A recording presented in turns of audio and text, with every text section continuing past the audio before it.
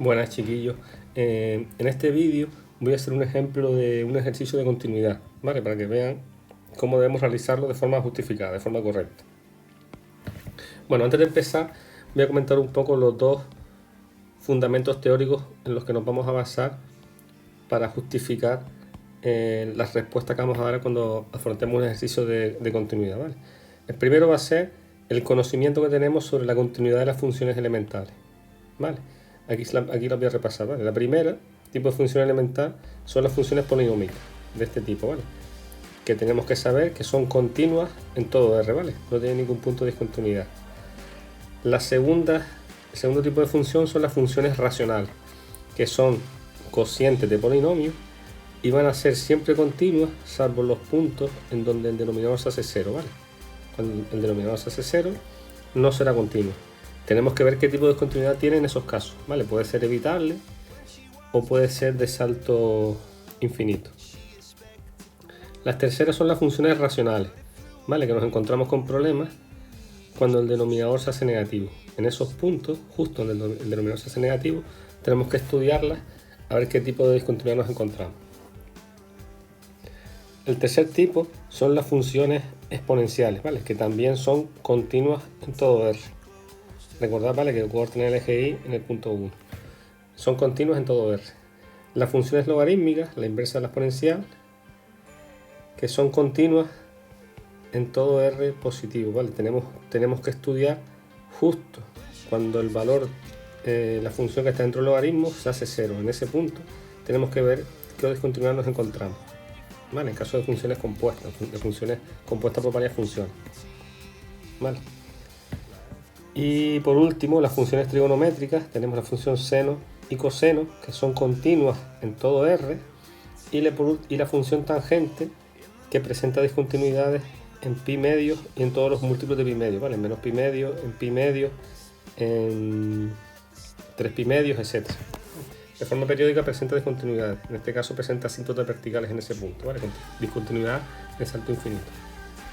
Lo segundo que tenemos que tener en cuenta a la hora de justificar la respuesta que damos en problemas de continuidad son las operaciones con funciones continuas, teniendo claro que la suma de dos funciones continuas resulta en otra función continua, que el producto de dos funciones continuas resulta en otra función continua y que el cociente de dos funciones continuas es otra función continua siempre y cuando el denominador no sea cero.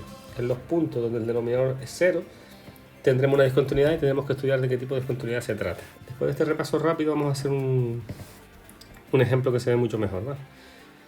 Bueno, vamos a estudiar la continuidad de esta función. La función f de x igual a seno de x partido por x, ¿vale? Es un cociente de dos funciones continuas. Bueno, yo lo primero que he puesto aquí es el dominio, ¿vale? Aunque no es estrictamente necesario, muchas veces nos es útil tener calculado el dominio para estudiar la continuidad, ¿vale? Pues nos puede servir de guía. Aunque repito, no es estrictamente necesario y son conceptos distintos. Bueno, lo primero que hacemos para estudiar la continuidad es analizar las funciones elementales que forman nuestra función y cómo están combinadas, ¿vale?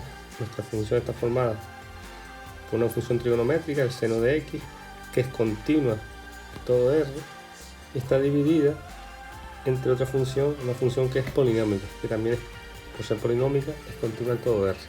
Entonces tenemos un cociente de funciones continuas que será también una función continua salvo donde C2 es igual a 0, salvo donde X es igual a 0. Entonces redactamos eso. Ponemos nuestra función f de x está formada por las siguientes funciones elementales. Seno de x continúa en R, ¿vale? Redactamos esto. La función x, que es polinómica, que por lo tanto es continua en todo R. Y luego indicamos justificadamente eso que acabamos de decir. Decimos, nuestra función f de x es un cociente de dos funciones continuas, por lo tanto, será continua en todo R, menos aquellos puntos que hagan que la función denominador se haga cero. Vale, redactamos esto y redactamos esto. Y luego, una vez hecho esto, estudiamos las posibles discontinuidades.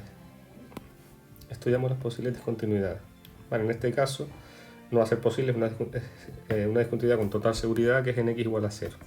Igualmente la estudiamos. Para estudiarla, primero intentamos calcular el valor de la función, el valor que toma la función en ese punto de discontinuidad. En este caso no existe. En este caso no existe porque es un cociente con el denominador igual a 0.